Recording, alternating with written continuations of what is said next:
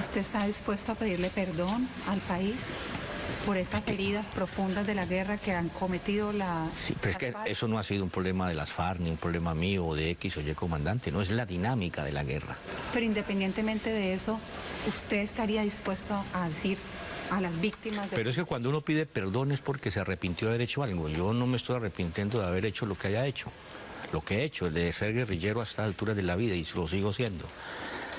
Si yo me arrepiento de eso, soy inconsecuente con mis convicciones. Que en determinado momento analicemos un hecho en el contexto en que se dio y decimos, hombre, ahí cometimos un error, nos equivocamos en la decisión que tomamos. Eso es distinto. ¿Tiene identificados algunos de esos errores? Bojayá, la retención de víctimas por tantos años, las cárceles. Pero ¿cuáles las víctimas de por tantos años? Los soldados prisioneros de guerra. Los soldados prisioneros de guerra. Esa responsabilidad la debe asumir el Estado. Somos capaces de firmar el acuerdo, que no es la paz. No. Llegamos a un punto de partida donde se inicia una etapa bastante dura. Que hacia dónde vamos y cómo es que lo vamos a hacer para alcanzar la paz. Por lo menos inicialmente esta primera meta, alcanzar el acuerdo final y la implementación de los acuerdos, que ese es el acuerdo de La Habana, que le llaman la agenda, lo dice muy clarito. Hay un sexto punto que es la implementación. Sí. Aquí lo tengo con las firmas de los participantes en ese momento. Que esto es lo que yo hay que difundir, decirles, mire, aquí, que a uno a veces le extraña. Y dice, pero el gobierno, ¿por qué no lo dice? Aquí sexto, implementación, verificación y refrendación. La firma del acuerdo final da inicio a la implementación de todos los puntos acordados. Yo recuerdo a Manuel Marulanda en una entrevista que le hicieron, creo que era de la televisión suiza, donde él decía, le preguntaban, ¿ustedes por qué luchan? Nosotros decíamos, nosotros luchamos por la toma del poder y la construcción del socialismo. La FARC de hoy, las que ustedes como comandantes llevan adelante y representan, ¿siguen pensando de esta misma manera? De igual forma, sí. Estamos nosotros tratando de avanzar a un estadio que nos permita seguir desarrollando esa lucha en condiciones mejores. Pero nuestro propósito es el socialismo. De eso no debe caber ni la menor duda en nadie, porque sabemos que ese es el sistema que nos va a dar verdadera democracia, justicia social, nos va a dar una paz estable y duradera, y nos va a dar soberanía y sobre todo dignidad, porque el socialismo es humanidad. ¿Están preparados para pedir perdón si esa es una cuestión innegociable? ¿De qué dices, Andrés? Quizás. Cuando tú me dices, bueno, usted va a pedir perdón, y yo le digo, ¿perdón a quién? ¿Perdón por qué? ¿Perdón por levantarme en armas? ¿Perdón por defender las banderas de la justicia social? Yo le digo, ¿por qué, señor Catatumbo? Perdón por los cilindros bomba, por los secuestros, por las minas antipersonales, perdón por el reclutamiento de menores. ¿Quiere que sí? 10 richest terror organizations. Number 10. The Real IRA. Location, Ireland and the UK. Annual revenue, $50 million. Since their formation in 1997, the Real IRA have claimed responsibility for over 50 attempted bombings across the UK, including attacks on the BBC and MI6. Their bombing in Omar left 28 people dead, including 6 children, one just 18 months old. Fighting to remove Northern Ireland from the UK and create a united Irish state, they're funded by donations from some of the USA's 35 million Irish Americans, as well as illegal trade in electronics, oil, and even cattle smuggling. Number 9. Boko Haram. Location, Nigeria and Cameroon. Annual revenue, $52 million. Kidnapping is one of Boko Haram's key incomes. In 2013, they received $3 million to free a single family, and in 2014 they snatched 276 schoolgirls, selling many into slavery. This revenue is supplemented by bank robberies and collaborations with drug cartels. Their campaign to stamp out Western influence and enforce Sharia law is ongoing. Their deadliest attack came in January 2015, when they massacred up to 2,000 people, burning many alive in their own homes. Boko Haram went house to house, searching for civilians, pulling them out of their homes and shooting them in the streets. Number 8. Al-Shabaab. Location, Somalia. Annual revenue $70 million. These people are here to cause havoc. They're barbaric. Created to overthrow the Somalian government in order to form an Islamic caliphate, Al-Shabaab collects an estimated $50 million annually through tolls and taxes. Their revenue funds attacks like the 2013 Kenyan shopping mall siege.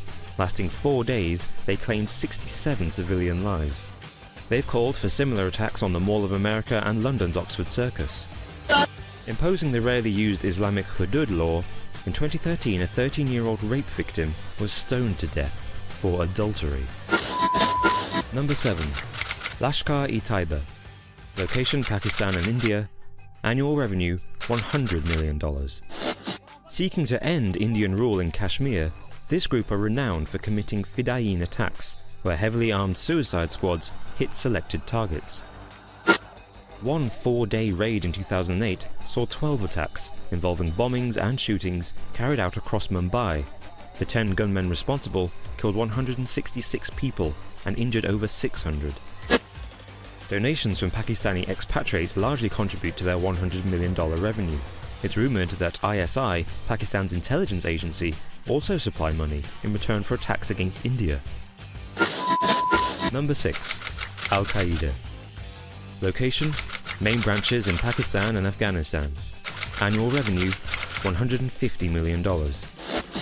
Formed by Osama bin Laden in the aftermath of the Soviet war in Afghanistan, Al-Qaeda's aims include expelling all non-Muslims from the Arabian Peninsula. As part of their jihadist campaign against the USA and its allies, on September the 11th, 2001, they committed the deadliest terror attack in history, killing almost 3,000 people and ushering in the War on Terror. Today, funding primarily comes from drug trafficking and kidnapping. Unproven theories suggest that their initial funding and training stemmed from the CIA. Number 5. The Taliban. Location: Afghanistan and Pakistan. Annual revenue $400 million. Seeking to regain control of Afghanistan, the Taliban use funds from their extensive opium and heroin ring to wage a powerful insurgency against the US-led forces in the region. During their 1996 to 2001 rule of the country, football stadiums became scenes of execution where lawbreakers were stoned to death or buried alive in front of huge crowds. They even carried out an ethnic cleansing campaign against the Hazara people, massacring 8,000 civilians in one siege, locking many in containers until they suffocated. Number 4. Hezbollah. Location: Lebanon. Annual revenue $500 million. Described as the A-team of terrorists, prior to 9/11 these Shia militants were the terror group to have killed the most Americans. Formed during the 1980s Israeli invasion of Lebanon, they've evolved into a political party. Many countries don't classify the entire organization as terrorists. Their income stems from drug smuggling and donations. They annually receive an estimated $250 million from Iran. With an arsenal of 50,000 rockets, they fire them into Israeli towns, hitting schools and hospitals. Number 3. The FARC. Location: Colombia. Annual revenue $600 million. Fighting the capitalist regime in Colombia, the FARC controls 30% of the country from their base in the country's jungles. Responsible for one of the world's largest drug trafficking networks, they're behind 50% of global cocaine sales, generating $500 million each year. They also kidnap and demand ransoms, currently holding 700 people captive, primarily wealthy businessmen. During their 2012 attempt to paralyze Colombia's infrastructure, they toppled electricity towers, blew up transmission lines with dynamite, and planted landmines, killing those attempting to restore power. Number 2. Hamas. Location: West Bank and Gaza Strip. Annual revenue $1 billion. Aiming to form a Palestinian state at the expense of Israel, Hamas diverts 15% of Gaza's economy into its own accounts. They also receive millions of dollars annually from Qatar. While Hamas is generally recognized as a political organization, several states classify its military wing, the Izz ad-Din al-Qassam Brigades, as terrorists. They've been responsible for suicide bombings and rocket attacks into Israel. Between 2000 and 2006, they're thought to have carried out 51 suicide attacks, killing 272 people. Number 1. ISIS. Location, Iraq and Syria. Annual revenue, $2 billion. The richest terrorist group in history are thought to earn $3 million a day from oil, earning additional revenue through taxation and looting. They hope to create an Islamic State across the Middle East by using their 80,000 fighters to slaughter those they consider infidels. In 2014, they killed 5,000 Yazidi people and sold another 7,000 into slavery. So violent that even Al-Qaeda cut links to them. Footage shows them throwing gay men from buildings and burning captives alive in cages. It's just one more indication of the viciousness and barbarity of this organization. The growth and, some might say, success of these terrorist organizations is terrifying. But some conspiracy theorists believe that Western governments, and the USA in particular, have found a way to make use of their success. And by that we ask the question, does the USA use terror to start wars? Click here to find out on all-time conspiracies.